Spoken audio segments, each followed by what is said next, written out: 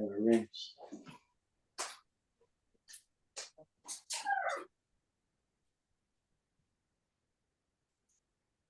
Good evening, ladies and gentlemen. I am your host, Bobby. We've got Dave.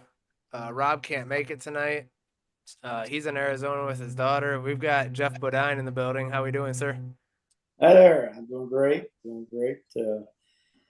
We've been chatting a little bit before the show started. And I'm all warmed up, ready to go. Took All some right. warm-up laps. Well, with that being said, let's start the intro and get into talking to Geoff about his life. Woo, boy.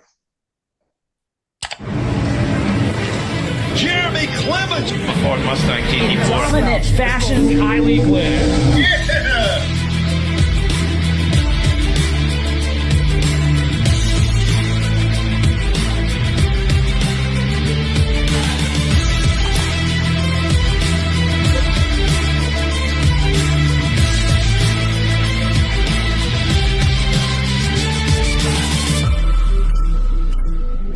Area 51 podcast. This cap using right here. Bobby, what you got for me? All right. So this is episode 51 of the Area 51 Racing Podcast. Like I said, I'm Bobby. We got Dave. We've got Geoff. Sorry, Rob. I know you're watching. I know you wish you could be here, but episode 51 is a good number. We were hoping to have Jeremy on, but other plans came about, so I got Geoff. Geoff, episode 51. Here we are. Happy anniversary. Man, that's awesome. Wow. Well, thank you, sir. That's almost as important as Trump being elected president. That was supposed to be funny. Oh, okay. My jokes aren't good, but Hey, I noticed something there that you were flashing a little something when we came back. You know, we're just a couple days away right now. yeah. I won Daytona 500 in 1986. Rick Hendrick Motorsports' first Daytona 500 win. And this is that ring that you got back in those days. It's pretty small, isn't it? But it's wearable. But it didn't even come with diamonds in it. We had to put the diamonds in ourselves just to make it a little more sparkle. But this is the kind of rings you get now. Uh-oh. Is that the Hendrick 300? How do you know that? That's the Hendrick 300 win ring. Rick gave all his drivers a ring that added to those 300 wins. And, of course, on one side, it has the Levi Garrett car. Geoff Bodine was the first win. And on the other side of the ring, it has the 24 car. Yeah. At Texas Speedway was the 300th win.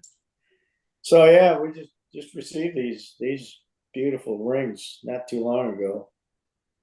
But I don't know if you noticed, I have another ring on this other side of my finger. I think we talked to that pretty lady a little earlier.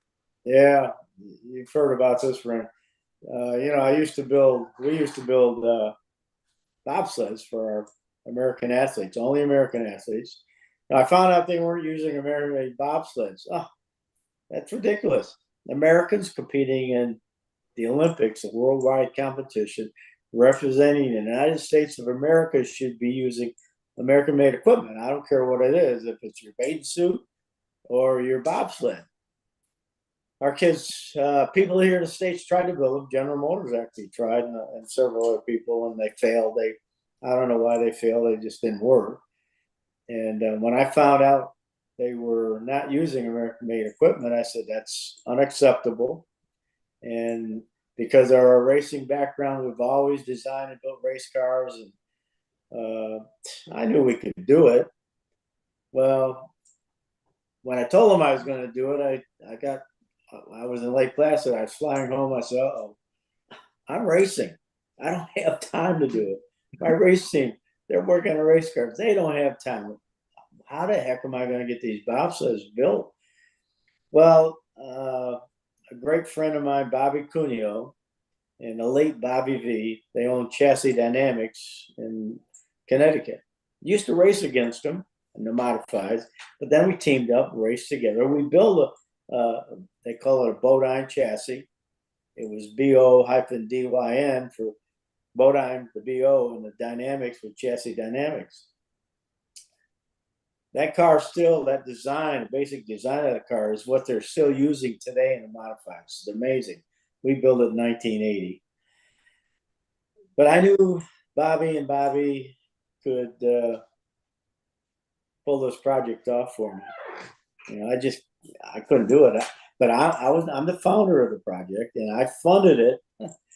Oh boy, in the beginning, and we got together, and you know, we thought about it. Bobby said, I said, well, how much you think you need? You know, probably 25,000.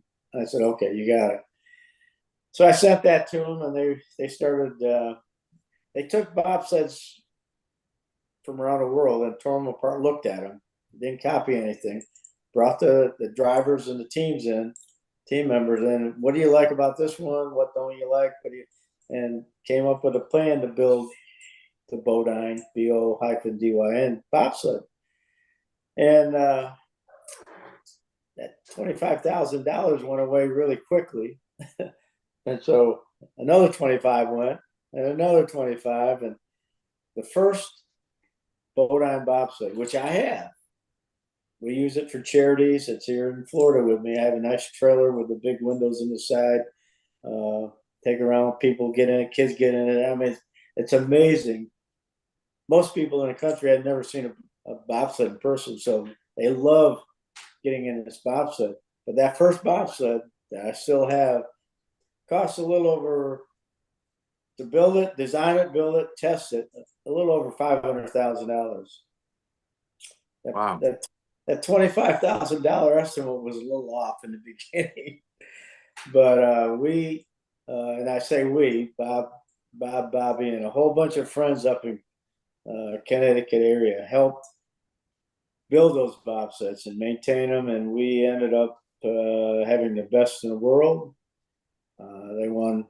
This is a gold medal ring from Vancouver for 4-man. They built 2 and 4-man, and it's the women started driving the 2-person in Salt Lake City, and guess what? They won a gold medal in Salt Lake City. The first time out, the girls won a bobsled race in our bobsleds. So I am really proud of that, and I got a little hardware to show that.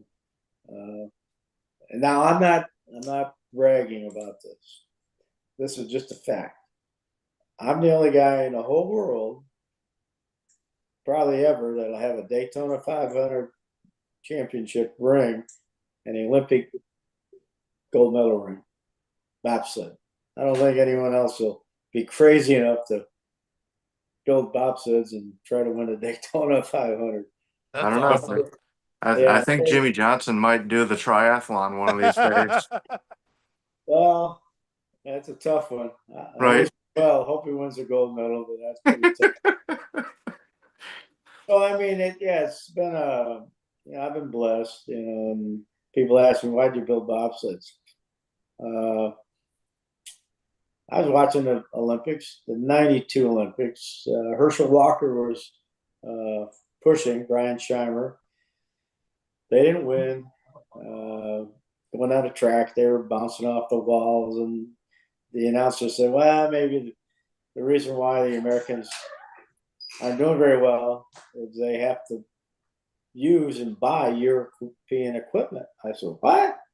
They're not using American-made equipment, and that's got my interest up, and I blame it on God. He's inspired me to do a lot of pretty crazy things, a little off the wall things, and so I give him credit for inspiring me to get involved in bobsledding. I'm sure glad he did. You know, he saved my life several times in racing and just in life. So I give him all the credit for all the good stuff. I take all the credit for all the bad stuff that I've done in my life, and we've all done those things. So how and when did you get started in NASCAR? Well, I'm a farm kid from upstate New York, and my grandfather had this big cow farm and then chicken farm. My parents were more on the chicken side, but did everything. And the local racers came to my grandfather and father and wanted them to build a racetrack. And so they took a cornfield and dug it up right on the farm, right next to the farm, cow farm, built, where they milked the cows and everything, and built this quarter-mile dirt track. And I was a year old when it happened. And so I've grown up in racing my entire life. Kept expanding the track. When I was 5, they had a little track inside for the kids. And my father loved popular mechanics. He saw in a magazine how to build a little micro midgets, they call them. So I went down to a old fab shop guy in Waverly, New York. I can remember going there. It was dark and dingy. That's all I remember about it. But built this little micro midget. So I started racing when I was 5. Had uncles that raced. It was a dirt track, and had 3 uncles, Earl, Maynard, and Jimmy. Well, Earl was the only one that knew how to drive. The other two, ended up in the banks and all that, and so they decided they'd be the mechanics. And Earl's a really great driver, and so just by watching him, I knew how I could drive. I swear, I just watched him. Of course, as I got older, I started working more at the farm, and of course at the racetrack. The races on Saturday nights, Sundays, we got up and had to clean the place up, pick the trash up, and clean the bathrooms out. And back in those days, they weren't flush bathrooms; they were a hole in the thing. And I did all that stuff, mowed the grass. My father and I graded the track and rolled it and watered it, calcium, picked the rocks. Really. Plus, I worked on a farm, getting hay and cutting whatever. So, great childhood. But that's how I got started. I grew up in it. And they wouldn't let me race at the track until I was 18 and graduated. So you didn't even get to run at your literal hometown track. They wouldn't let me. And when I started, I had to pay to get in. People thought I got in free. No, I paid. When I went through the pit gate, I paid my money. And but I used to go up after school, and drivers wanted to test breaking an engine or whatever, just like they do today. And I get home, my mother would say, Jeffrey, so and so wants to test. Go open a gate for him. So I pedaled my bike up. Seemed like 18 miles back then. It was only a half mile, but everything seemed bigger when you're young. And I'd watch those guys go around and around and around. I said, man, I know I can do this, but they wouldn't let me race until I was 18. And one day, this gentleman named Pat Judson came and wanted to test. And so I opened the gate. He's up there. And I'm in the infield watching him go around. And he kind of got done with his test and pulled in the infield to load up. And he's, my tongue was hanging out. I want to do it. He said, you want to try it? I said, what? Yeah, you want to try it? Give it a ride. So, of course, just a little sweatshirt cut off and boots, and you didn't have fire suits back then. Put his helmet on and went out there, and around I went. And, they didn't have a big fuel tank back then. It's actually out of a Volkswagen Beetle, I think is what we use. So it's pretty small. Wow. But they're waving me to come in, and I'm going, man, I'm having fun, and finally ran out of gas. So I had to toast it in, and Pat looked at me and said, damn, I'm glad you're not racing now. You're going faster than I was. I knew I could do it. So time went by a little bit, and every month, I don't know what year it was. Well, I think I was 16. Every month, my dad he was a promoter and maintained it all. Have a powder puff derby for the ladies. And I'm telling you, we had some good lady drivers back then on dirt. They were really good. And I called up one of my cousin's boyfriends, Mike Casterline. He had a race car, late model. And I said, Mike, can I borrow the car this weekend? He said, well, what are you going to do? So, well, I'll tell you. So I called my cousin up and I said, Pam, I need to borrow a wig. Got a wig? Well, she brought, now, you know, back in those days, the track was lit up at night, but the pit area and everything was pretty dark. So the girls were out there going out to warm up, a couple warm up laps. And so I'm in the pits.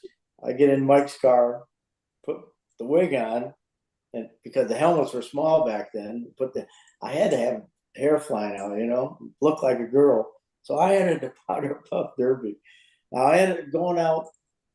I started last, of course, and they didn't know who it was. 588. They knew it was Mike's car, but they didn't know who was in it. It wasn't on the entry blank. So take off, and I'm passing. I get the lead, and I don't know how many laps it was, probably 25. And it's getting towards the end, and I said, holy crap, I can't win. My father always gave the winner a hug, a kiss, a trophy, and a picture. I said, I can't win.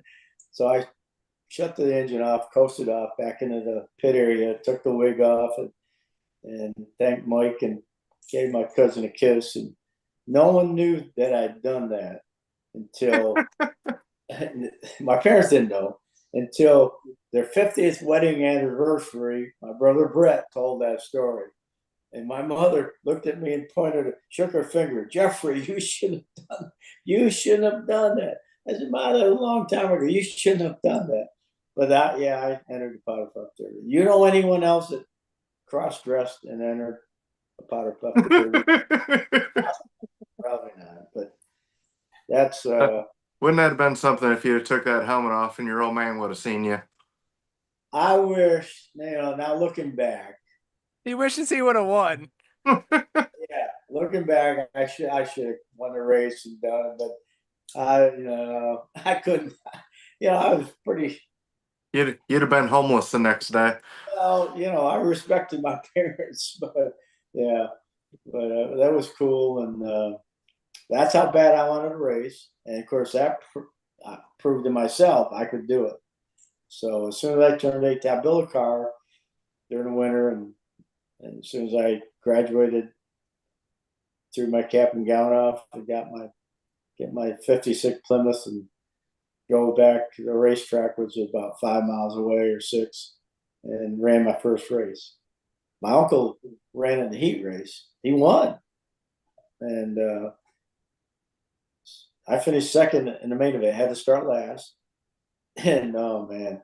So afterward, we're having a good time chatting and pretty happy. And my uncle Maynard, he was the engine builder and tuner and all that. And he said, well, it might have been a little wind tonight. I said, well, what do you mean? Well, I didn't give you full throttle. I didn't know if you could handle it. Oh, no. I could have won. Maybe could have won, but he didn't give me full throttle. So anyway, that's how I started racing. And it just went from there. Of course, I ran there 2 years, and I got into modifieds, then NASCAR modifieds, and then just progressed up to late models, NASCAR late models, moved south. I was going to ask, when did you decide to make the decision to move south and give it a full go? Well, because obviously that takes a leap of faith when you're up in New York and you're coming all the way to South Carolina and North Carolina. I worked 24/7. I was on a mission. We used to come. Parents used to bring my sister and I to Daytona in the wintertime. We go to Daytona 500. So on our way home, in the big Chrysler, laying up on the back ledge underneath the rear window, they used to have. You're too young, you don't know about that, but I'd say, yeah, one day I'm gonna come to Daytona and race against my hero Richard Petty. Of course, they all laughed. I was a kid took 2 days to get from New York State to Daytona back in those days. No 4-lane roads. And so they laughed about it, but I was on a mission. And again, God gave me some talent to design and build race cars. I was a better designer and builder than I tell people than driver. I learned real early, if you build a better car, it's easier to win. So I innovated. I brought a lot of things into auto racing that people were doing back then, and even in the NASCAR, what I did there, NASCAR wrote a lot of rules about things that Bob Cuneo and I designed for the Cup car. Yeah, I was about ready to ask if there was any of those DW style stories to tell. Well, yeah, I mean, they were legal when we did it. They just didn't like it, so they made a rule against it. But so God just gave me that talent, and then He led me to the right people, and ended up racing out in New England for Dick Armstrong, New Style Jewelry. He had a costume jewelry company, and he'd been sponsoring race cars for a long time, and then it started winning and winning. In 1978, it's in the Guinness Book of Records. I won 55 main events. They were all NASCAR at NASCAR tracks. So they're NASCAR races out of 84 starts. Oh, wow. And no driver in NASCAR has ever done that. Won that many races in one season in a NASCAR series. So I'm pretty proud of that, but along the way I'm thinking, well, Richard Petty's getting old. He's going to give me a call, and I'm going to go down there, because they watched Martinsville and all those races when we ran modifieds. And they read Speed Sport and all those papers. They knew who I was, and I figured, what's that phone? The phone isn't ringing. What's going on? He's getting old. I need to fill in for him. Well, of course, the phone didn't ring, but an opportunity came up to drive a Cup car for a guy in Connecticut, Jack Beebe. And after I left there, Harry Gant drove it for a while, then Ronnie Bouchard. Ronnie won Talladega in that car. But my stint with that team was only 3 races. And but it got me exposure and big time Cup racing. But after that, I ended up going back. We'd already moved to North Carolina, so family was there. But I went back and to New Hampshire and rebuild a couple modifieds a guy had, and ended up driving one of them and just winning all sorts of races with it. My friend back then, Satch Worley, was driving the second car, and we just dominated racing. And then what was that? We drove that for a year. Then I ended up, after that, I ended up going to, because I live in North Carolina, I went to South Boston Speedway, racing late models there. I drove, can't even think, Jack Bland's car or somebody else's car one time, and somebody else's one another time. But in the process, I met Sonny Hutchins, great late model driver back then. He drove for Emmanuel Servakis. Well, Emmanuel wanted to run all the races in the series, and Sonny didn't want to. And he came to me and said, "You need to talk to Emmanuel.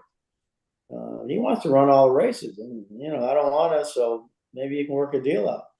Well, I did work the deal out with him, and so I ended up living in a mini motor home, mini means small, in Richmond, Virginia, in the parking lot of Emmanuel Zavakis. He built race cars, and in the parking lot across the street, right across the street, a stone's throw, was an impound area for the police where they took cars they impounded from people.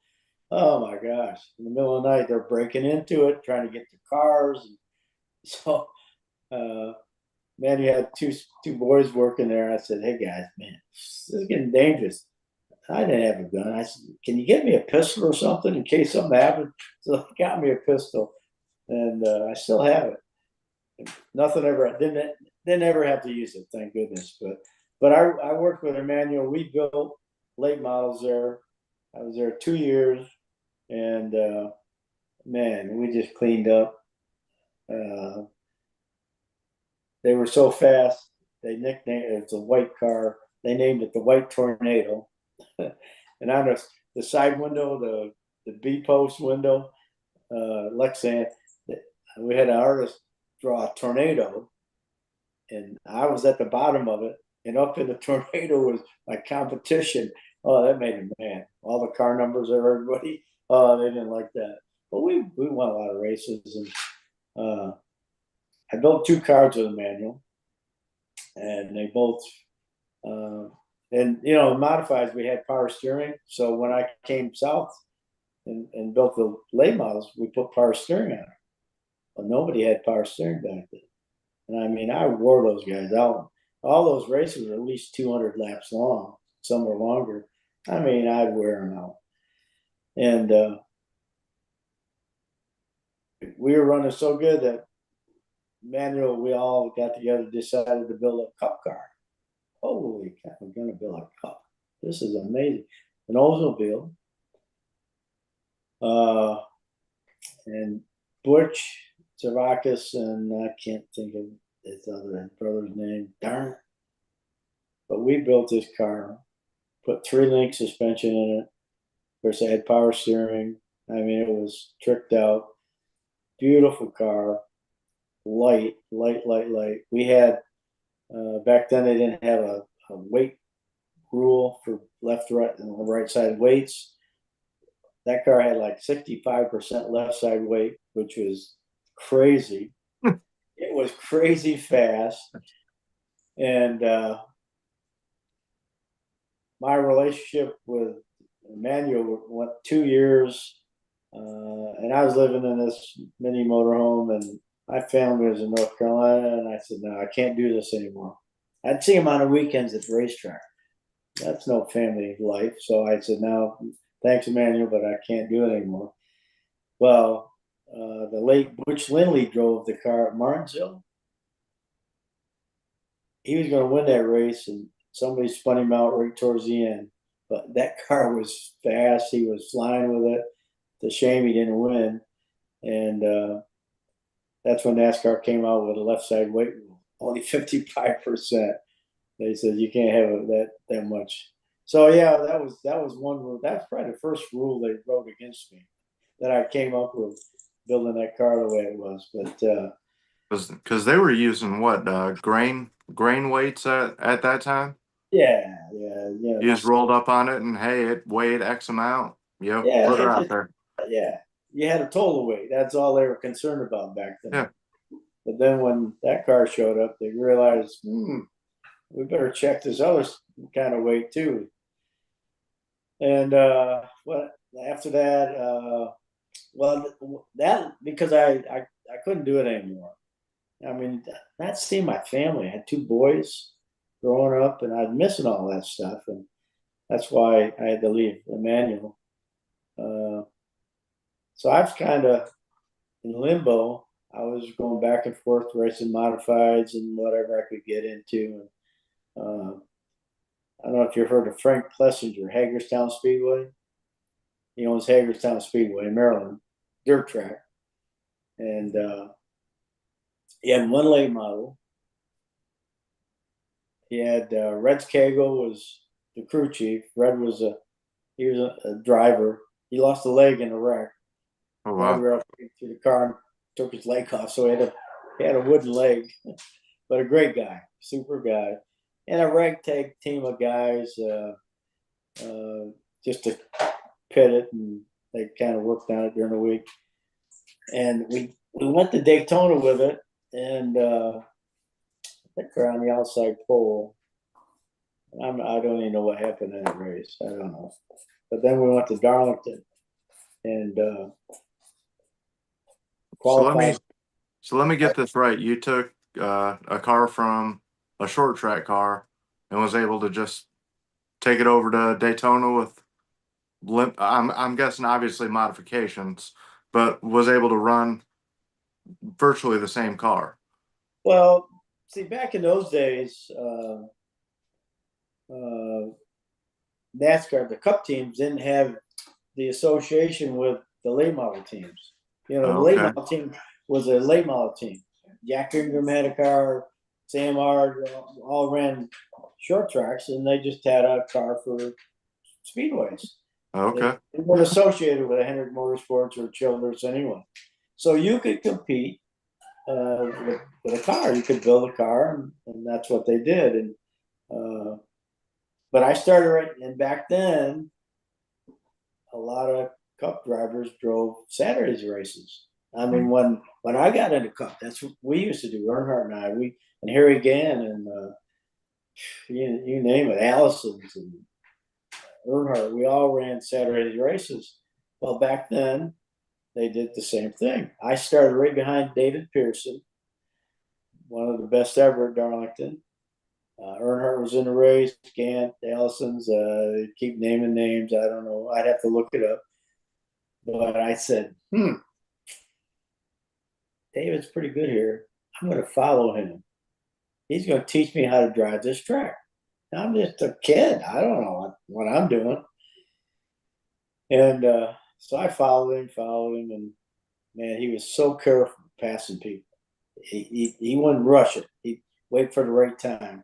So I'm following, I'm learning, and I learned so good. I won the darn race. I beat them all with this ragtag team out of Hagerstown, Maryland, and we beat all. And they didn't fall out. We beat them. I don't know how we beat them. I can't remember that. We didn't beat them, and went home all happy. And they raced Sunday. And Sunday night, I got a call from Cliff Stewart.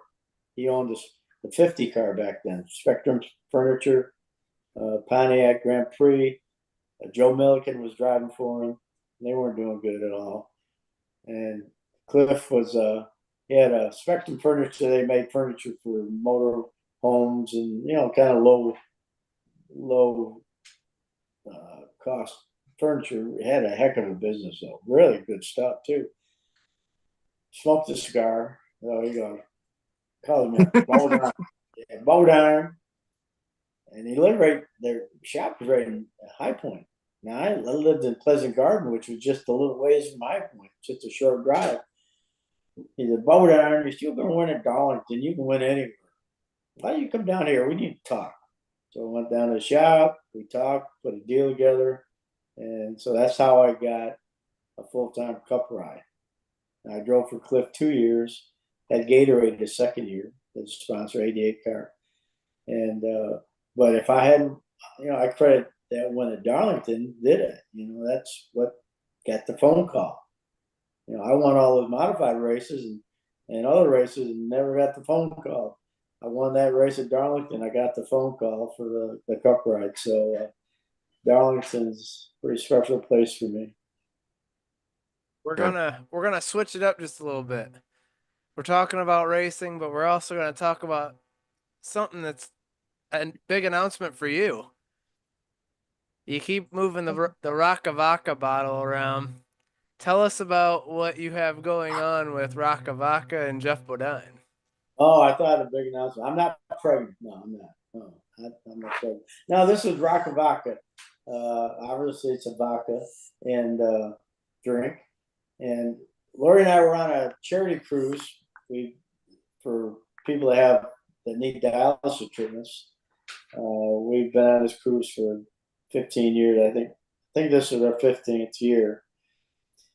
And we raise money and help raise money to pay for these patients that come on board with the doctors and all the equipment.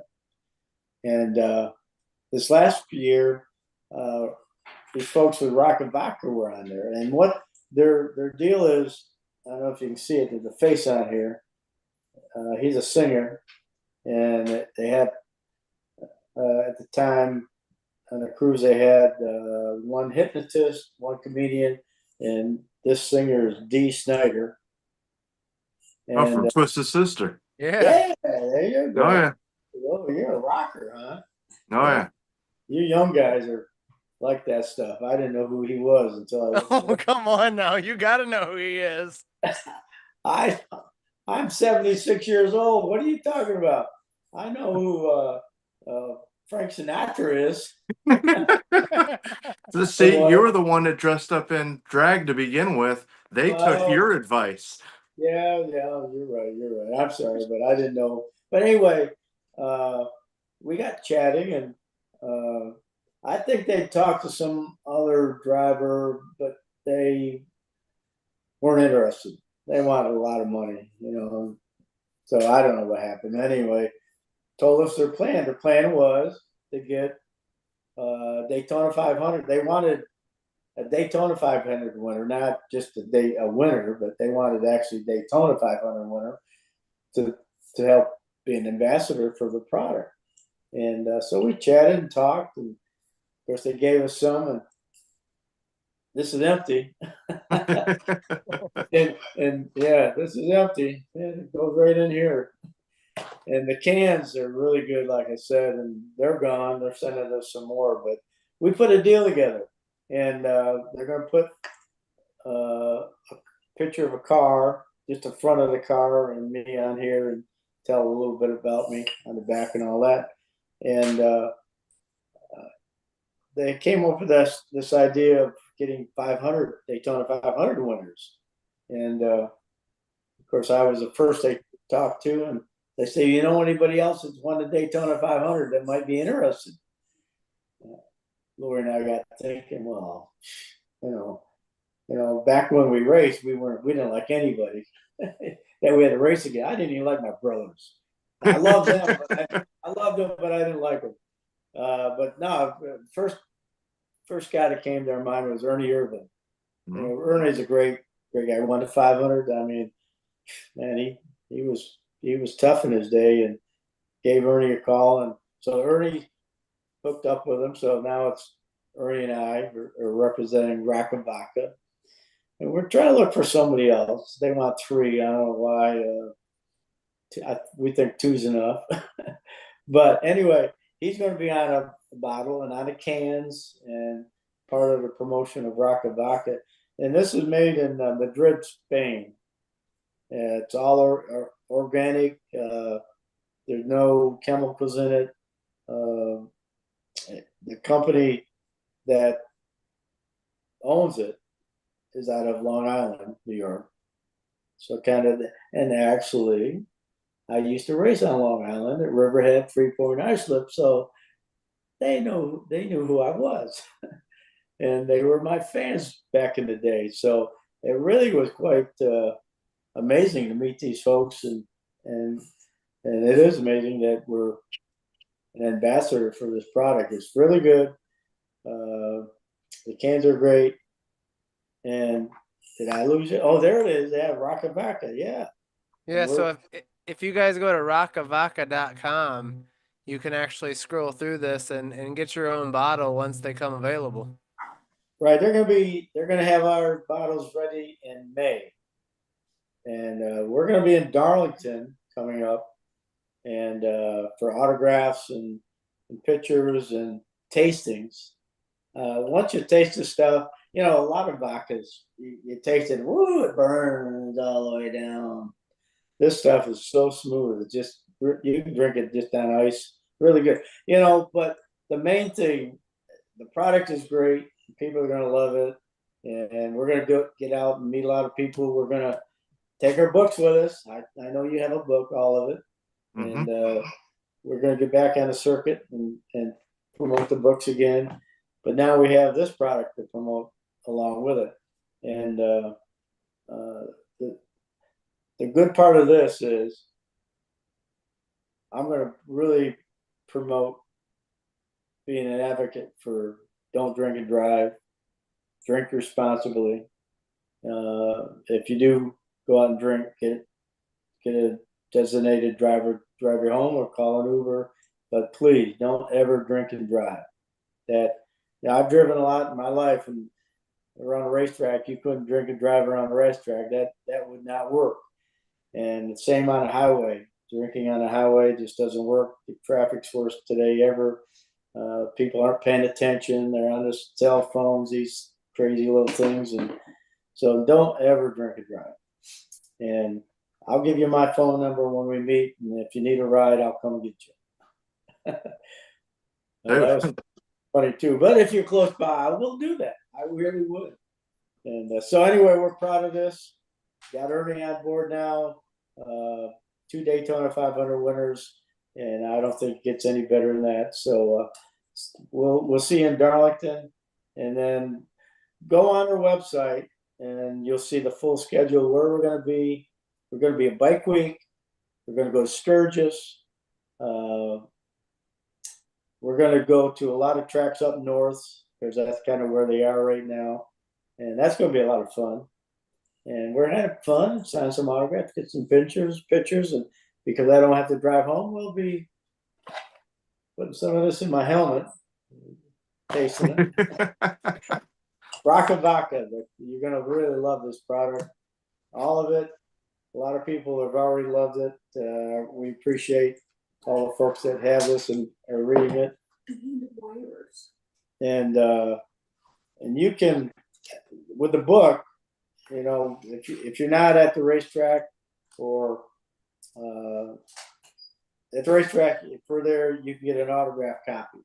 I'll be there. I'll autograph it. But if you're not there and you want an autographed copy, all people have to do is go on Team Bodine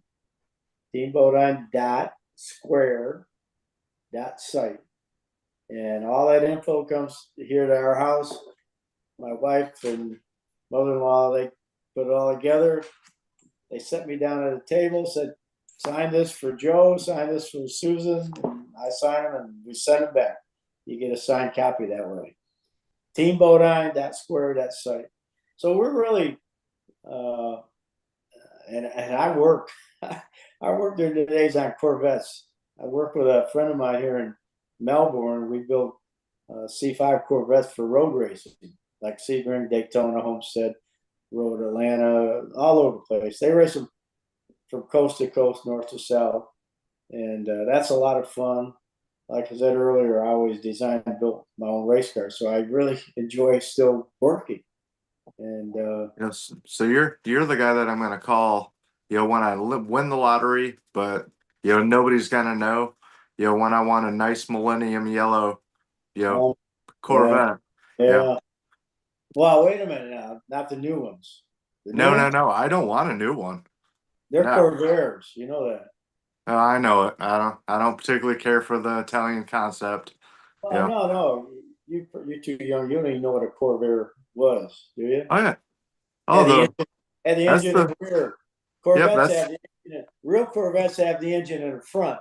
right. The new Corvettes are Corvairs. The engine's in the rear. No, not even a Corvette. No, I remember Ralph Nader loved those cars. Yeah, oh yeah. Well, they're a little rough, but yeah, that's the new vests are not vests. We all know why they did it that way, but Right. no, real Corvette, the engine's in the front, and the looks of the older vets are you know it's a Corvette. Today you can't tell if it's a Corvette or a Lamborghini or all those exotic cars. And Yep, that's one good thing that I'll never forget from my childhood is me and my dad got to rebuild a 1972 vet from the bottom up, and that was the last year of the chrome bumpers, and probably the sexiest car I've ever seen in my entire life. You still have it? Be worth a lot Yep. of money. I called that my first wife. You know, yeah, you know she was pretty looking, but damn did she cost a lot of money.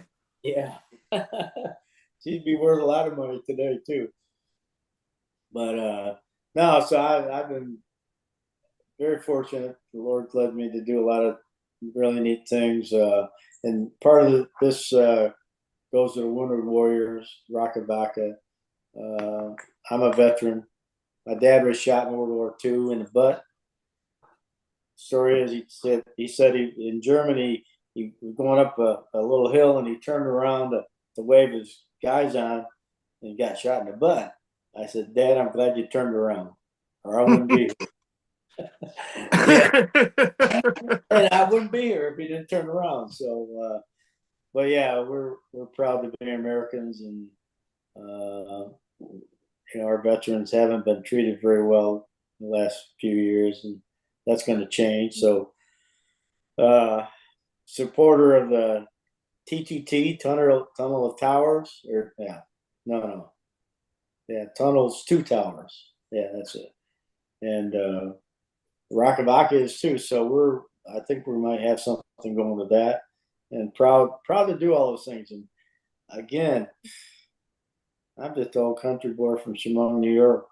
God has just blessed me with all sorts of things, and believe me, I've had tough times. No, it's all in the book. Tough times, and some of it's not even in the book. So, but I'm blessed. No complaints. Should have been dead a few times. God saved me.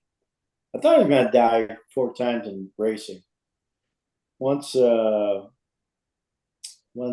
Watkins Glen, at the end of the back straightaway. Before that, I had a bus stop.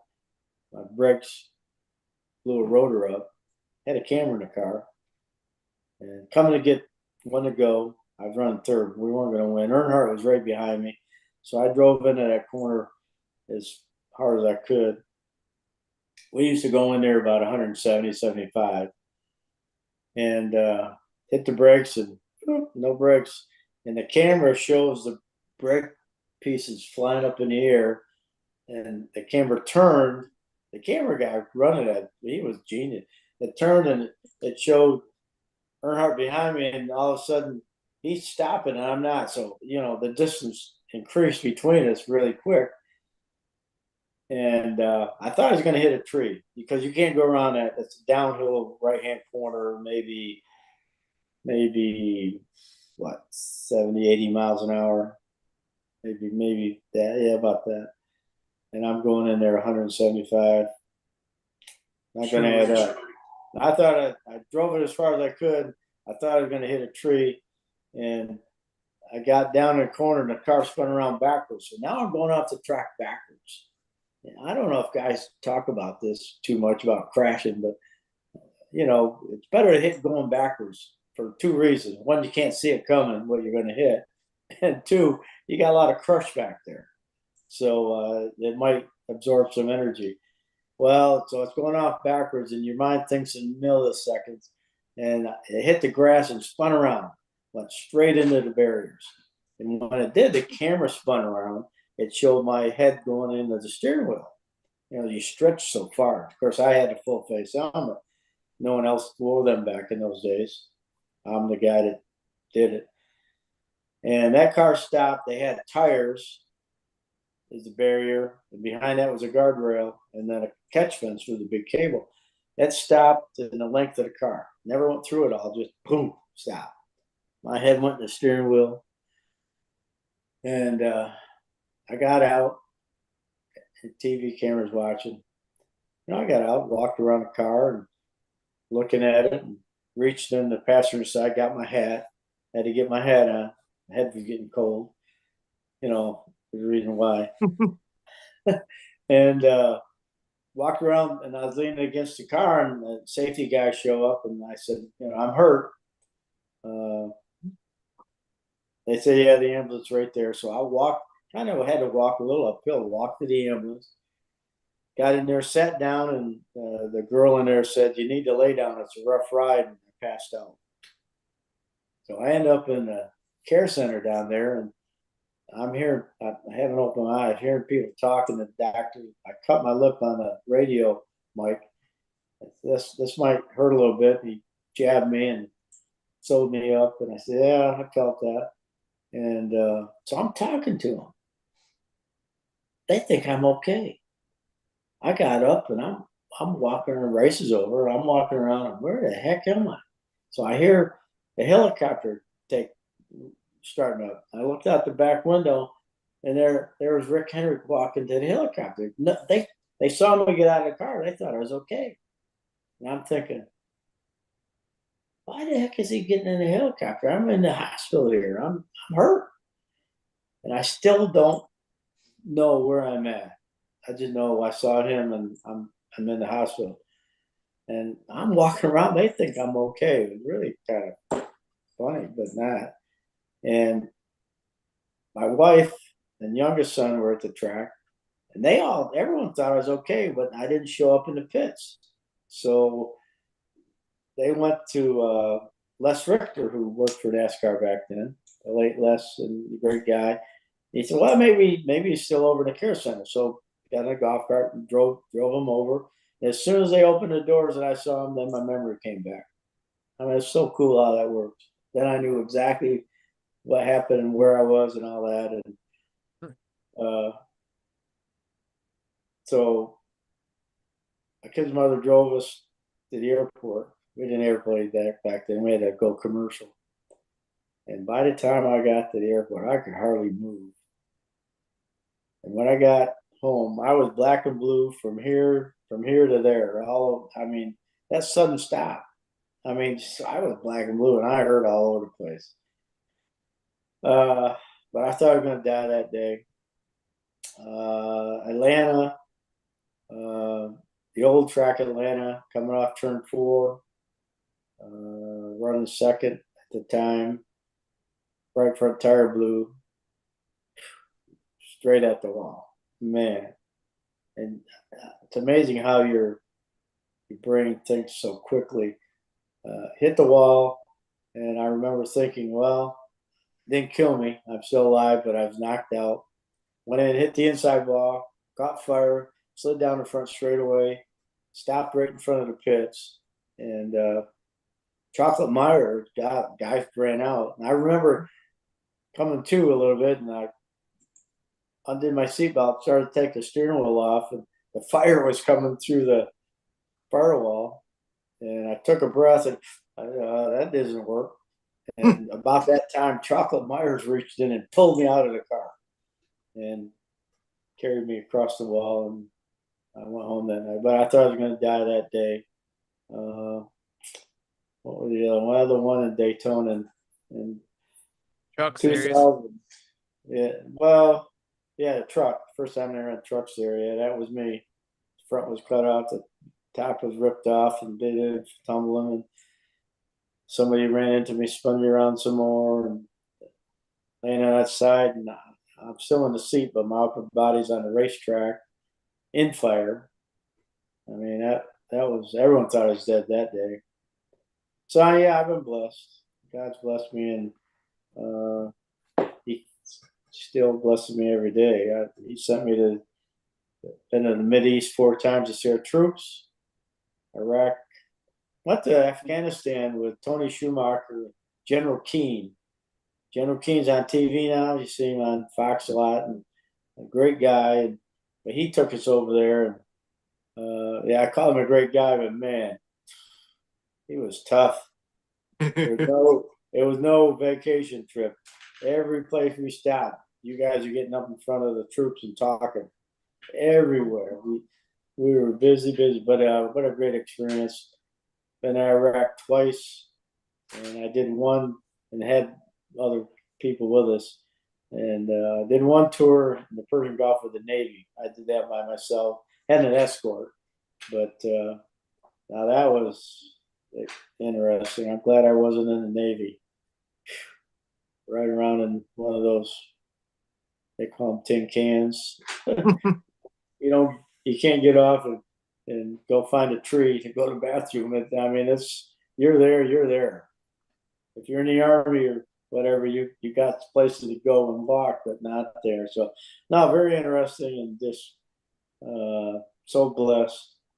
Been to Saddam castles, they were all blown up, and I think some of that's in this book. All of it. I don't know. This basically was about racing, my career, how I got to NASCAR, and what happened in NASCAR, how NASCAR treated me. I didn't want to be special, but I was special. Not special in a good way sometimes. Uh, tells about the truck wreck, of course, and the chapter about the late Dale Earnhardt and I, which is a little controversial. But the main chapter that I wrote was the last is about my faith. And on the back of the book, I'm going to read this short. Race fans, along with Christians, always want to know the rest of the story. My book will help each. No, I wrote it. I can't even read it. My book will help teach the non-race fan about auto racing, and for all readers, it will show how true faith in God and accepting Jesus as our Lord and Savior might give them a miracle when they need it. Because I certainly had a miracle in Daytona. I shouldn't have survived that. But that's really where I wrote the book, about my faith. But it tells all about this other stuff. And where's my wife? I forgot. I was going to say something about something.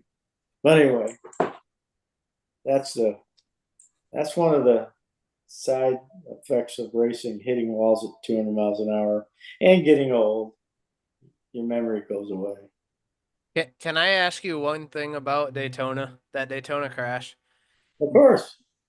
Did you, after that happened and you went airborne, did you think, oh shit, like, well, what went through your mind when you went up in the air and then it just right into the fence? Like, after everything was said and done, did you consider retiring, or was it No, like, no, I'm keeping going? no, I had to pit, so I came from the back. We had a fast truck, no restrictor plates. We were going faster than our cup cars. The old slingshot was back in effect. Oh, it was so much fun. I came from the back to the front, and I just got that lead pack. Kurt Busch was driving the Roush truck. No, yeah, and I guess Mike Wallace was leading, but it was just a pack. And lap before the crash, I just told my crew, "Don't worry, I can pass these guys anytime. I'm just being careful." Famous last word. I'm being careful. The next lap around, I'm flying through the air. No, I keep forgetting his name. He tried to cut down in front of Kyle or Kirk, and he caught Kirk's front end, and it turned him sideways. So I'm sitting kind of outside of Earnhardt. Oh, the Earnhardt book, yeah. I got my spotter just came in. My wife Lori to tell me what I was thinking about. But anyway, I thought I was going to get past them before he was going to come out and hit the wall. You're going to come out. Well, I didn't see the other truck inside of him. He hit him, and it turned them both right in front of me.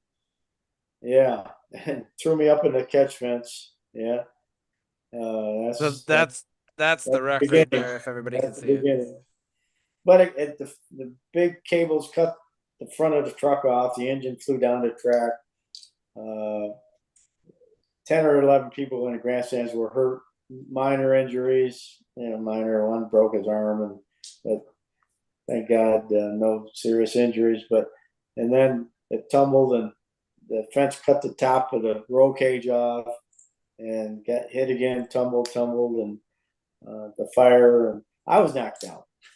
That's where I'm going. As soon as I hit the wall, I was knocked unconscious, and I woke up when I heard people working, trying to get me out of the truck. And during the wreck, during the crash, I was knocked out. It's in the book. My father came to me and looked great. He was sick when he died, but he looked great. had his hat on. He always wore a hat because he didn't have much hair either.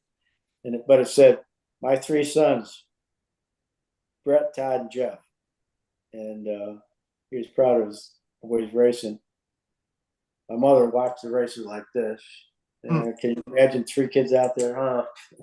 Anyway, he looked great, and I looked at him and said, "Dad, I'm coming to see you." He said, "No, it's not time. You have more to do." And here I am, still alive and doing more. God bless me. He gave me great testimony to share, and that's that miracle. If you believe in God and accept Jesus, you get a miracle. You might get a miracle. I got one. And I Amen believe to that. I accepted Jesus a long time ago, so it didn't just happen afterwards. And there's a lot more to the whole story of why that crash happened, and it's in the book. Now, speaking of Daytona, me and Bobby were talking earlier. We all have horses in the race. You got anybody coming up for the Great American Race this Sunday that you're pulling for? Yeah, I always pull for the Hendrick cars. I won their first race. Can you imagine if I hadn't won that race? I mean, Rick did the what do you call it in the beginning of the book? What do you ever call it? And what's the classic story of Days of Thunder? Yeah, I mean, he said he had to close his team down, shop down after our seventh race. He said he spent way too much money, and when I signed up with him, he said, "Well, I think I can handle 15 races, but I don't know about the full year." Well,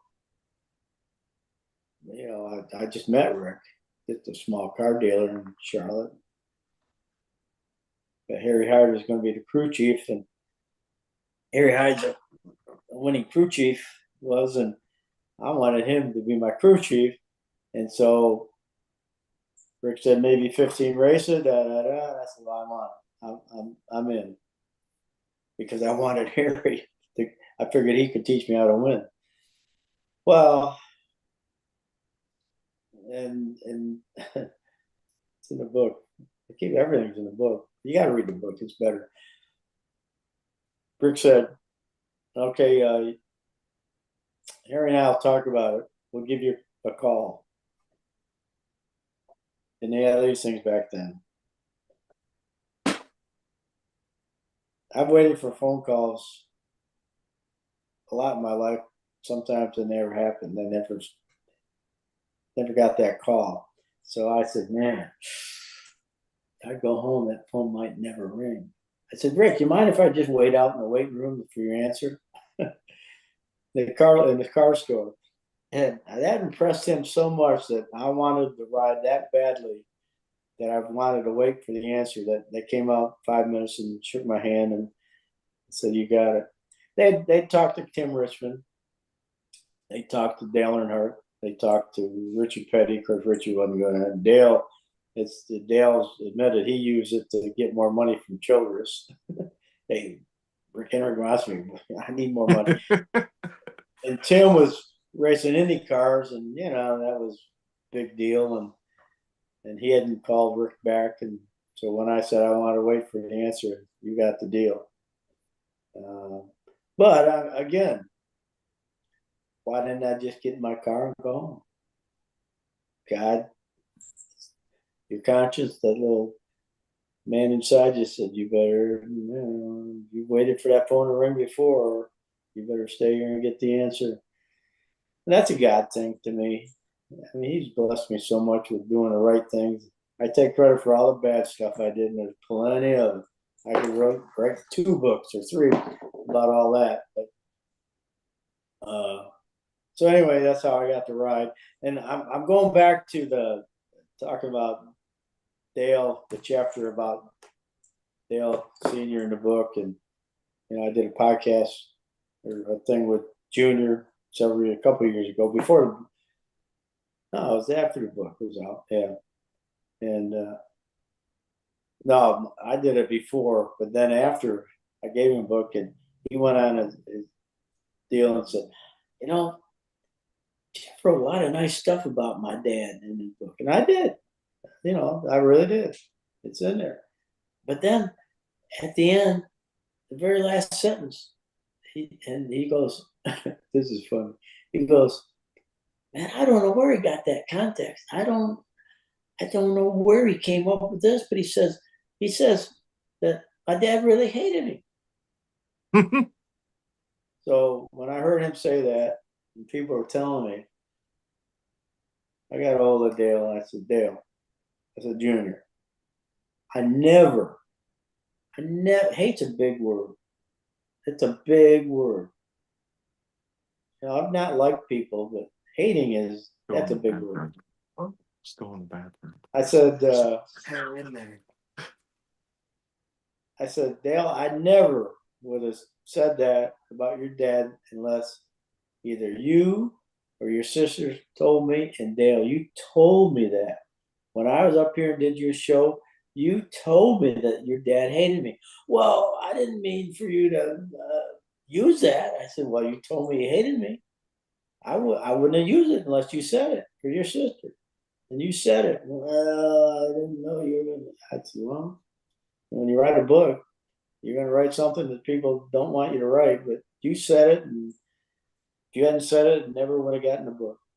So yeah, and I know Dale didn't like me. I know that. I mean, it was obvious, and uh, it's a shame that he felt that way. But Junior said he did. I wish he was still here. He wouldn't be happy with NASCAR. Oh, the changes, the rules. Oh no, he wouldn't be happy at all. The kind of racing, everyone's in the same car. No, he wouldn't be happy. I think DEI still would be here. Well, that's a shame. Yeah, that's a outright shame that that all went away. But it happened when your leader goes. Things like that happen. I mean, he was definitely the leader and the man in charge, and it was all him. So yeah, unfortunately, when he passed, it all went away. So, our last question we have for you is, what are your social media platforms and that fans can follow you on? And I'll let you give Raka Vaka another shout out and also your book. Yeah, Rockabaka, you go on their website and all that. All that information about that's going to be on there. The book, like I said earlier, Team Bodine .square.site. Team Bodine .square.site. All that comes from my wife and mother-in-law, and they say, "Sit down over here, grab that pen. You got some books to sign." And I love signing them. If you want something special in there, I'll do it too. Even take a picture of it and put the picture in there. Uh, I have a couple websites: Geoff Bodine Racing, Team Bodine, New World Racing. That's so an X. All those things. I don't have time to look at them. I really don't. It's really hard. Like I said, I still work. I go to work at 8 in the morning and go home at 5:30, sometimes 6. I enjoy building these darn cars, and we have a lot of work to do. So it's keeping me busy. So yeah, like I said, I come home, take a shower, eat, and go to bed. Hey, Dave, have you read this yet? I have. I really enjoyed it. Thank you. Yeah. Yep, I really enjoyed it. Thank you very much, Geoff. I appreciate it. So, I'm actually gonna do this live with Geoff on the show. So this is my copy. I'm actually gonna buy another copy because I want Geoff to personalize one for me. But I am going to send this to somebody in the chat right now who has not read this. If you can let me know in the chat or anywhere out there if you've not read this, I will send it to you, and then I'll get with you, Geoff, and get one personalized for myself. Well, that's cool. Thanks. That's a And great idea. this one is autographed. Ah, Okay, yeah. That's a great idea. Appreciate that. And like I kid. Brandon, you really haven't read it? I have not. I have not. I'm ashamed to say so, but no. I was actually trying to get a copy because we spoke at Darlington earlier this year when Jeremy was running his throwback and Yeah. said the pit crew on that car we were trying to get books, but actually we I don't think you had books on you, so you actually signed that hat right over there from that race.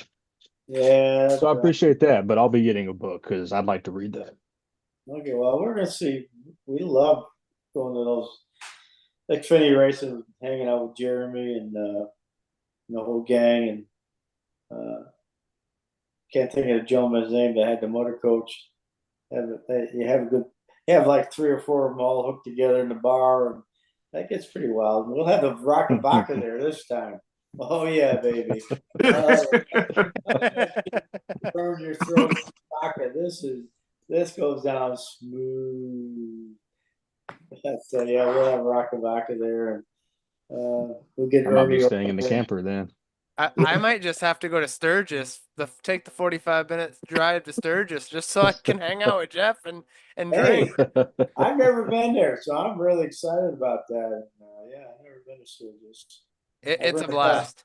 I've run across country with Kyle Petty ride many times, and but I really don't ride much now because hit a lot of walls, and I'm 76. Balance is kind of off, and my legs don't work like they used to, and I can only run the 100-yard dash in 2 days. There's another joke. Nobody's laughing at my jokes. I Darn was it. laughing. I just didn't come out Well, loud. well, I felt bad with you. I couldn't do it either. And we got, 2 guys that run and work out on and here I am. I'm like, yeah, I couldn't run to my mailbox unless somebody was chasing me. It doesn't matter if somebody's chasing me. I can't run. Bad back, you name it. But no, I'm blessed to be alive. I'm not complaining. Love working. Love talking to the race fans and seeing them at the racetracks. And the book gave us that opportunity to see race fans. Now Rock and Vodka is going to give us that same opportunity. So, and that's a side benefit for being involved with these folks in Rock and Vodka because I get to see more race fans and they get to see me. And that's the one thing I miss about not racing. I don't miss not driving. No, I really don't. People ask ex-drivers, you miss driving? Not at all. No, because I remember hitting those walls. It hurts. It hurts, and my body's telling me, remember that time you hit the wall? This is what a bone popped out in my shoulder bone the other day. A few weeks ago, I was working. I felt something pop, and this bone, shoulder bone, is out farther than this one. I must have seatbelts pulled on them. I broke my sternum once, didn't even know it. 4 ribs, punctured a lung. You guys Wrist. were absolute badasses back in the day. Yep. Yeah, we were tough and crazy back in the day. Yeah, we were. Who was it? Who was it? Just I believe it was last year, where he had hit the wall. His eyes got bruised, all that. Ryan Priest when he flipped. Yeah, Ryan Priest. I looked at that and then, immediately thought of when Davey Allison went through the infield, and he went to the press conference and he was like, "You don't want me to take these glasses off," Yeah. and he was His like, "It eyes looks were like a just nightmare." solid black. Yep. Yeah. By that Yeah. time, Ricky Rudd wrecked at Daytona. He had to tape his eyelids open. Remember that? His eyes were swelled up so bad. I mean, that's crazy. But that's an athlete. Football players play hurt. Basketball, baseball, they all do. And race drivers, we play hurt a lot. And because we know if we're not in that seat, somebody else might take it over and never get out. So we want to get back as soon as we can.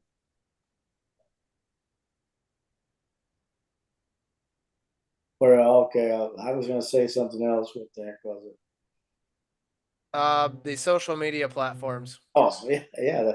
Well, yeah, I pretty much mentioned them. Yeah, I'm on all that stuff, but I really apologize when I don't get back to people because I really do work all day, and I really do come home and take a shower and eat, go to bed. And you're keeping me up past my bedtime. Hope you guys appreciate this. Now the race fans, I'm not. No, I'm glad I'm talking to you guys, but these guys. I don't blame me. I just got here. Bobby does that though. Yeah, I like your background. All that 51 podcast, 51 and Spartan Waste, all your sponsors, Fox Sports. Yeah. Thank you.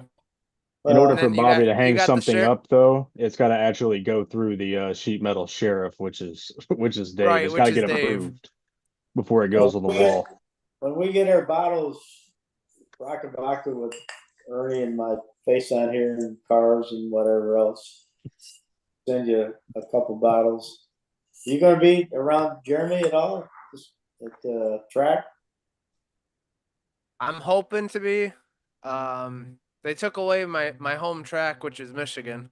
So Oh. I don't know what we're gonna do for sure. But we are gonna be in North Carolina in September for a Okay. whole week from September 13th to the 21st. That Charlotte? Yeah, no, it's an off week, but we're gonna come down. We're gonna hang out with our good partners Harrisons. We're gonna hang out with Dave. We're gonna take Rob to the NASCAR Hall of Fame, which he's never been. Hang out with Brandon and race at Trackhouse. So, Trackhouse, what? Motorplex. Mm-hmm. Well, we'll get you some Rocket Vodka somehow, and just don't drink and drive. No, Nope. sir. Or, no, it should be don't drive and drink. Does it actually say that? We want you to drink, but just don't drive. Yeah. Just- I mean, don't drink and drive or don't drive and drink. Which is it? Doesn't matter. As long as they're not happening at the same time, I think it's okay. Well, no. No, it's You not. No, it's not, Brandon. That's horrible. You can't do it and then immediately go drive. What the You know, hell? it's Get yourself a road boy. Yeah. Become proximity is a big deal. Yeah. That's all I meant. I'm sorry I brought that up, but I got to figure that one out myself. I don't We- drive drink. We stumped Jeff. Yeah. I Okay, know. Spotter didn't save you that time. Oh, she's in the other room, probably laughing, probably saying, "What are you talking?" Well, guys, it's been fun. It has been fun, and we'll definitely have you back on. Well, good. Yeah, there's more to the story. Like the book says, all of it. Yep. Can't tell all of it at one time. It takes more than one time. And we do actually have a winner for the book. It's RCR Auto. So if you're still on, shoot me a direct message on Facebook under Bobby Peters or under Area 51 Racing Podcast, and I'll get that book out to you. And Jeff, I'll be getting a hold of you to get one personalized. You got it. Only $49.95. Alrighty. Oh, wait a minute. Spotter, $99.95. Thanks, Lori. Right. Oh boy, you guys really do a good job. I know people appreciate this kind of talk to drivers. You do just drivers or crew guys or It's pretty much everybody. It's Yeah. sponsors, crew members, hauler drivers, yeah. NASCAR legends. Those hauler drivers have some stories. Yep. Whoa, boy, they have some good stories. I'm glad I wasn't a hauler driver. Yeah, race fans, they have the most important job of anybody. They really do. Because if they don't get the car to the racetrack, what are we going to drive? Number one, and if they don't get it back to the race shop, what are they going to work on? Well, they have hundreds of cars now, but back in the day, Bob, we had speedway car, short track car, intermediate car, maybe 4 cars. Bobby, check the YouTube chat. Yeah, I see that. Sorry, chime in I there. messaged him.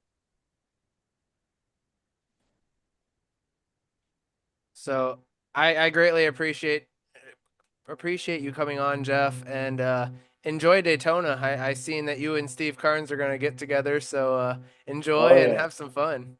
Oh, I'm gonna Yeah, have to find y'all while I'm down there. I'll be down there, so I'm gonna have good. to track y'all down. Yeah, I go back with Steve when he's about 4 foot tall. Yeah, that's when we first met. He Dang. was, yeah, and now he's a successful businessman, family man, great wife, great kids, and loves racing. I know you know his story. He was an aircraft carrier. He brought them jets in and hooked them up so they could take off. That's a dangerous job, but and on his helmet he wore, he had Geoff Bodine, number 5, and whatever it was. Yeah, we go back a long ways. I That's like that. awesome. And thank you both for your service. Oh yeah, no, it's definitely my pleasure. I'm very thankful that I was able to do that. I had I raced, grew up as a farm kid, racetrack, so I worked, but I still I loved wrestling. I wrestled and from grade school right through high school. I wasn't a state champion or anything, but at least when wrestling, you're wrestling somebody your same size and weight. I loved that. Oh, and I played football. I was a linebacker. I mean, first string linebacker. Yeah, this was in 67, 66, 7. And we had a perfect season. How many guys have had a perfect season in anything? Yeah, Not many. We lost every game. It was a perfect season. We lost every game. Oh boy, that was fun. We tried hard though. We had fun. So anyway, now I'm talking to these famous guys on radio, TV, podcasts, and I'm just a guy that builds race cars, Corvettes. Yeah, if you No, we're need a not Corvette, famous. go on One More Time Racing, one more time, and you can see what we do. Yeah, that's another place you can go. Keep an eye on us. I think that if I ever won the lottery, Dave and I were just talking about this. If I ever won the lottery, there would be one car I'd want, and it'd be a Monte Carlo SS, but I'd want it painted as a NASCAR. I just there you wouldn't know, but there would be signs. Uh-huh. Uh-huh. And I said there would be one paint scheme, and it'd be yours. Oh, wow. That was that Levi car. That was really pretty cool back in those days. With the star on it and the stripes, and yeah, that's pretty cool. Next time you're on, we'll definitely have to talk more about those days with Yeah. you and Earnhardt and. Oh boy. Oh, we got some good stories there. We kind of fluffed over it a little bit, but yeah, we had some good stories, and yeah, it's a shame. I mean, we battled, and like I say in the book, he's really a good guy off the track. He did a lot of things for a lot of people, and nobody ever knew about it. He didn't do it for recognition or credit, but I don't know what the heck happened when he put that damn helmet on. He went crazy. He went crazy. He would do whatever it take to win, and that's crazy. Oh, my spotter's coming in saying it's bedtime. Yep, I'm with her. Okay. All right. Well, you guys are in charge of the camera. Turn it off. Let's go to bed. See All you right, next All right, sir. Jeff. You Well, have a good night. All right. Yep, I greatly appreciate you being on. Thanks, Jeff. Thank you, Enjoy sir. it. Thank you, Jeff. See you Appreciate you. guys.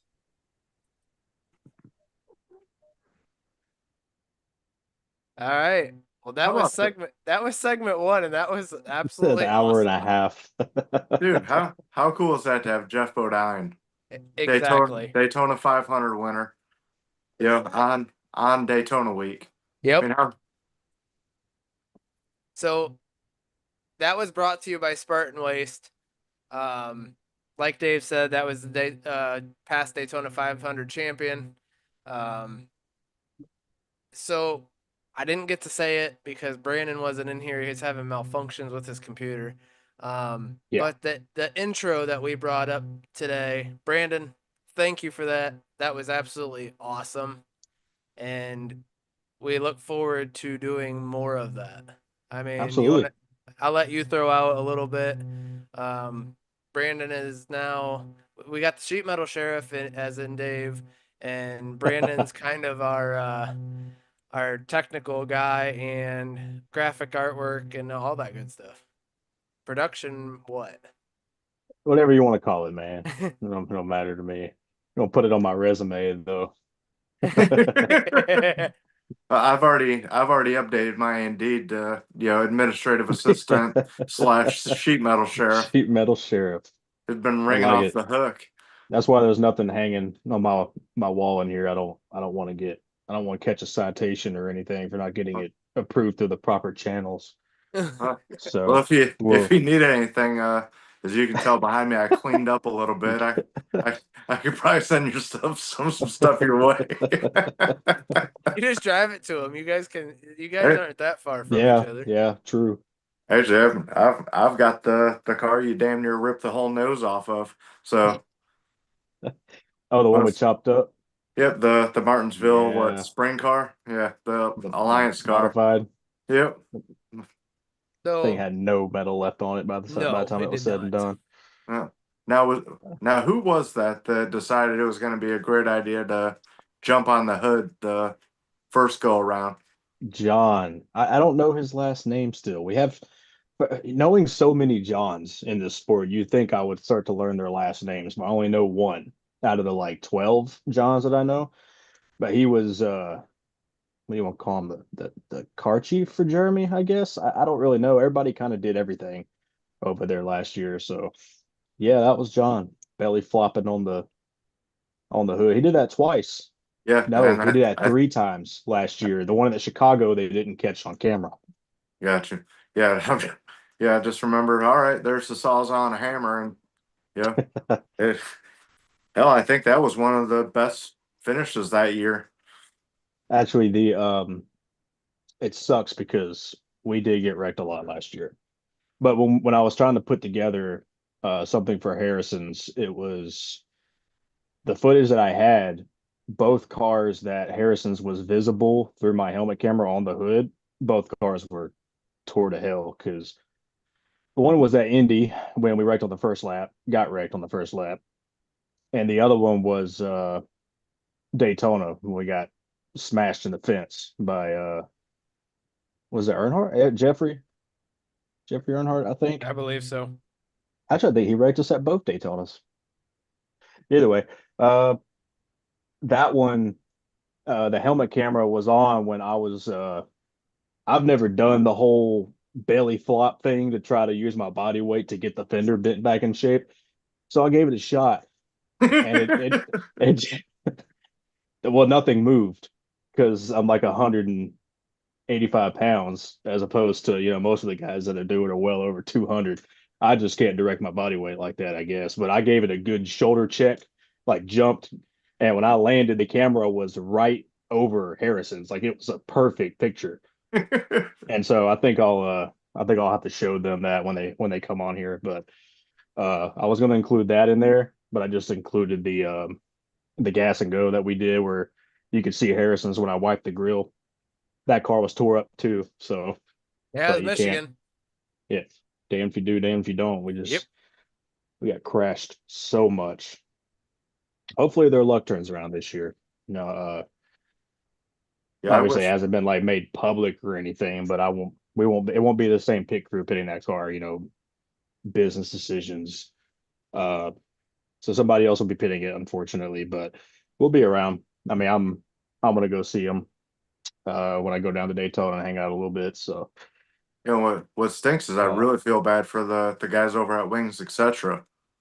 It it always seems to be that paint scheme oh that yeah, Always. always Indy. What was it? Michigan, I think was the other time he ran Wings. yep, it was Michigan, and I think there was one more time. I could be wrong. Yeah, I don't It know. might I got the chicken off of one of them, but It's not staring at me. I don't like it. Every video, like every podcast for 50 episodes, there he Right. is. there He he would is, always right stare there. at me. And I told Dave the one day, I said, dude, this thing I swear is staring my soul down. Now I got a ghost going, ooh. yeah, I was gonna say now it's the ghost. You gotta I'll prop it figure up out a somewhere. place. I'll figure out a place to put it. So, You started cutting your sheet metal to pieces of string and hanging them from the ceiling. oh, Jesus. That's a great idea. I know. That is a great idea. But That- anyway, that- segment 2 is Rob's section, but Rob's not here. So we're gonna do the Xfinity 2025 season recap report of Jeremy Clements Racing, brought to you by Alliance Driveway Solutions. 2025 is finally here. We're all excited. Yep. Tomorrow cars on track. Exactly. Jeremy got new pit crew, new hauler driver, new crew chief in Case Kallenbach for the 2025 season. We will have New Case on car the chief, show. new tire guy, Huh? new car chief and tire guy, Yeah. So and new everything. yeah, everything. So new partners have also been named for JCR. As we just brought up, Harrison's out of Spartanburg, South Carolina, will be primary on the 51 car for 4 races. Jeremy will make his 500th start at Coda. Iron Man. That is going to be absolutely awesome. On my birthday, January 28th, the cars were on the track for Rockingham, which was absolutely stunning. The cars sounded great. That was probably the best thing ever to get on my birthday, was hearing those cars rip by the track. I'm just like, that's awesome. It's coming back. It's still football season, but they're here. But yeah, everybody did a great job. The fresh asphalt on the track made a lot of grip, resulting in a fast track. The 51 test car did look good. It had a lot of the partners on it. All of the partners. Well, okay, all of the I was partners. convinced they had everybody's partners on there. So Well, many besides stickers. for associates. But Daytona, literally tomorrow. So that is the end of that. Saturday, the cars are on the track, right? At what time? 5 p.m. for the race. There you go. Yeah, 5 p.m. Segment Eastern. 3 is brought to you by Kylie Glick Racing. That is brought to you by Harrison's, Spartanburg, South Carolina. Kylie had a great off season. She was named Hoosier Hero at PRI in Indy, which was very cool. She also was awarded Junior Late Model Track Champion and also finished 3rd in the Pro Late Model division and received Rookie of the Year. I know you guys can't see it, but above us it is the flag, and I will actually show it. Right there is the flag. Dave and Rob and Hey, I lucky each you. got one, which was really cool. So thank you, Kylie, for that. Wheel lady. That was the coolest thing. On the 25th of January, she ran her first race of the West Series, and she ended up, Cars tour, right? huh? Cars tour, right? Yes, Cars Tour. Yeah. Okay. And she qualified 14th and finished the race 12th. 21 cars were on the track, and that was the day that she raced against Kevin Harvick. And she actually took a couple pictures with Kevin. We will have her on in the next couple weeks. If you're interested in purchasing any of Kylie Glick's merchandise, please go to Kylie Glick Racing on her Facebook page or on her click on the merchandise post, or you can go to KylieGlickRacing.com. Dave, Brandon, do you guys got anything? Well, before I start going into the rest of this. Yep. Okay, I'm go going ahead, with sorry. my predictions. All right, let's do that. All right, Kyle Busch finally matches Kurt and gets the Harvey Earl Trophy. So we're going 20 years of trying, 20 years Dale Earnhardt style. Kyle Busch. Kyle Busch. Brandon, what do you got? Actually, now that I'm thinking about it, and you pointed out, NASCAR has a really bad habit of those storybook things just getting checked off in some sort of paranormal fashion that doesn't make any sense. So, So are you saying Danica Patrick winning the pole was the soap opera? Come on. I'm just saying.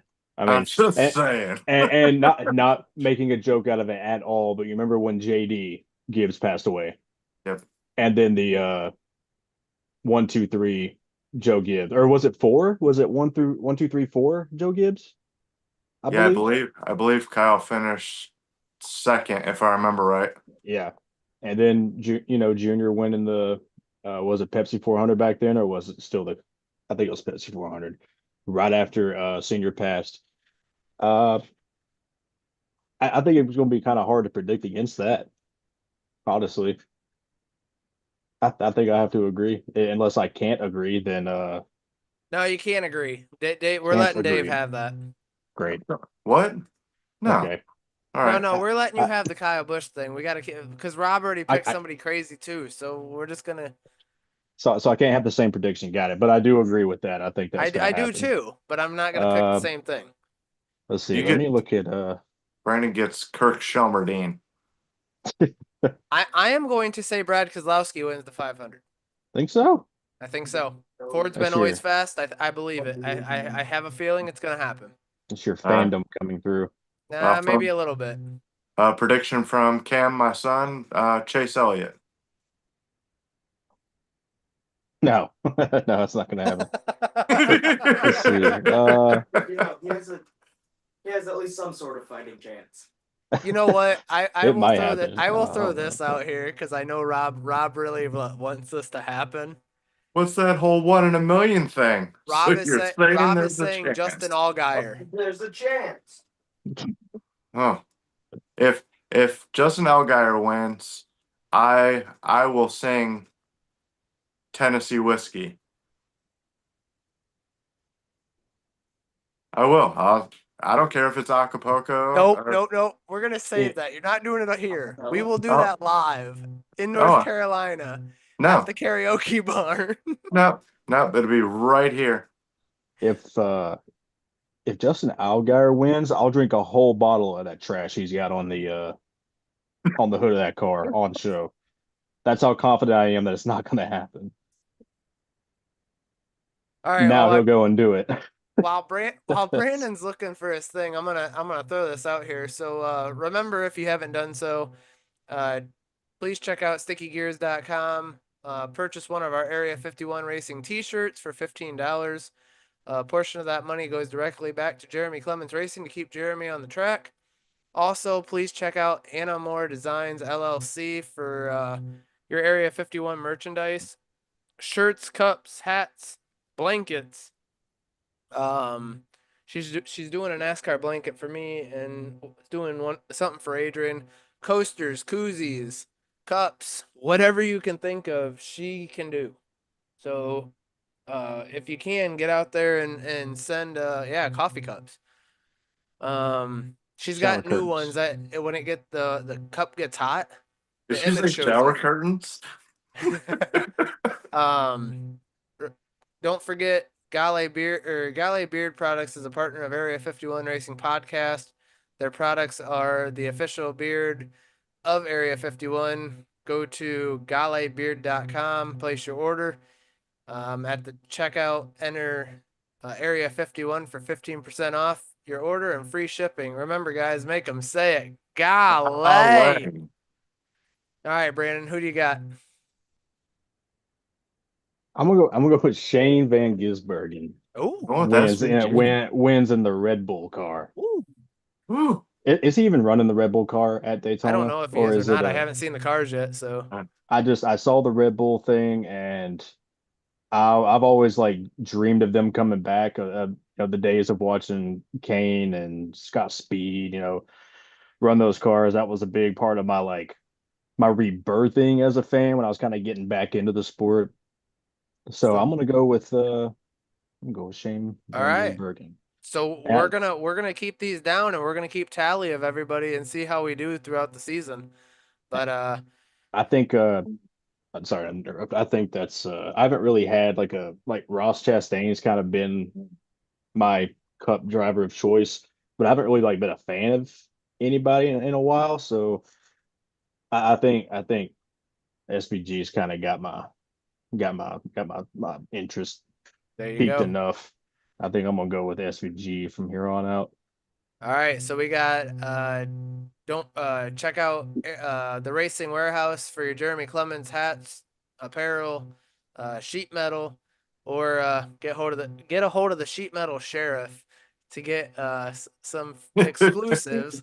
But no, for real though, Armadillo apparel for crew shirt or t-shirts, crew shirts, sweatshirts as Dave has.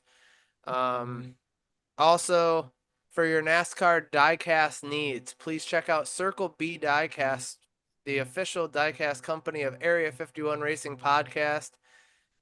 At the checkout, enter discount code Area 51 for $6 off shipping. Dave and I have already used that code. Yep, I've already gotten two. I've got one sitting up on the table right now. Another one's in transit. Should be here Thursday. Yes, sir. I But don't know if I don't know if anyone cares, but Natalie just had her baby, so there's yeah, I that. seen that. Well, So, congratulations to Natalie. yep.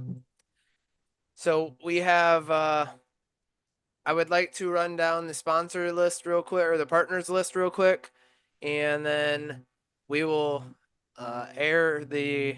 I will say our goodbyes. We will play the outro, and we will see you guys next week for a very second special episode. Jeremy Mayfield. Very second, Very second. very much second. No, it is our second episode of the season, is what I'm getting at. Right. So this is season 2, episode 2, or Very episode two. 52. We'd like to thank the partners who make the podcast possible. Our diamond level partners, Spartan Waste, Fox Sport Spartanburg, Action RV, Kylie Glick Racing, Matman Designs, The Runner's Roost, Alliance Driveway Solutions, Anna Moore Designs, Circle B Diecast, Driven Sunglasses, and Driven Trackside, Elite Towing and Recovery, High Speed Auto, Booze Pops, The Racing Warehouse, Armadillo Apparel, and then our platinum level, Belcher Cheesecake Company, Fly Inform Concrete Structures, First Pacific Funding, Surefit Companies, Gale, Wings, etc., Whitetail Smokeless, Lee's father, his landscaping business, and then Jeremy Clements and Jeremy Clements Racing. What are you doing? Seeing if you forgot any. Are you looking at the Elite Towing car? Yeah, that's Yeah. what I'm trying to figure That is out. absolute one of my favorites. That isn't even a sponsor thing, and he's over there looking. That's great. I love it. He's running pitch strategy through his head right now. He is. He's like, how do I want to pit Nah, this car? not a NASCAR guy no more.